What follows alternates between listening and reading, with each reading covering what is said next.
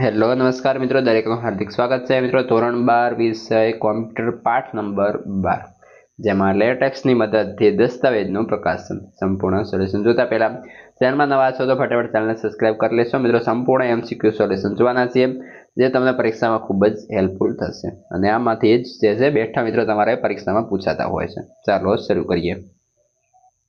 પ્રશ્ન નંબર 6, નીચે આપેલા વિકલ્પોમાંથી યોગ્ય વિકલ્પ પસંદ કરી લખવાનો રહેશે. જેમાં પહેલો છે આધુનિક શબ્દ પ્રક્રિયા સોફ્ટવેર નીચેમાંથી કઈ પદ્ધતિ પ્રમાણે ચાલે છે? તો કે ઓપ્શન સી આપણો સાચો બનશે. ત્યારબાદ આગળ નીચેમાંથી કયો અનામત અક્ષર લેટેક્સમાં નથી? તો કે ઓપ્શન એ @. ત્યારબાદ આગળ વધીએ. વિકલ્પ નંબર 3, જેની અંદર પૂછ્યું છે નીચેનામાંથી કયું બિગિન નેમથી શરૂ થાય છે, એન્ડ નેમથી પૂરું થાય છે? તો ઓપ્શન આવશે એન્વાયરમેન્ટ, એટલે કે ઓપ્શન સી. નીચેમાંથી કયો અક્ષર લેટેક્સમાં કોમેન્ટ માટે વપરાય છે? ઓપ્શન બી. 5, નીચેમાંથી કયો ભાગ લેટેક્સમાં મેટાડેટા ધરાવે છે?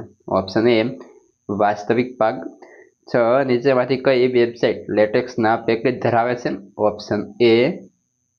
ત્યારબાદ 7, નીચેમાંથી કયું આપમેળે અનુક્રમ નંબર આપતું નથી? Option C. ત્યારબાદ 8, નીચેનામાંથી કયો એન્વાયરમેન્ટ લખાણની લીટીમાં ગાણિતિક વિષયવસ્તુ દર્શાવે છે? Option B.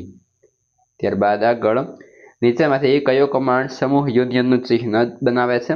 Option A. ત્યારબાદ 10, અનુક્રમણિકા અથવા સબસ્ક્રિપ્ટ દર્શાવવા માટે નીચેમાંથી કયો પ્રક્રિયક વપરાય છે? તો કે ઓપ્શન એ અંડરસ્કોર. ત્યારબાદ 11, નીચેમાંથી કયું પ્રસ્તાવનામાં પ્રથમ લીટી તરીકે વપરાય છે? તો કે મિત્રો આવશે ઓપ્શન ડી. આ હતા મિત્રો સંપૂર્ણ MCQ.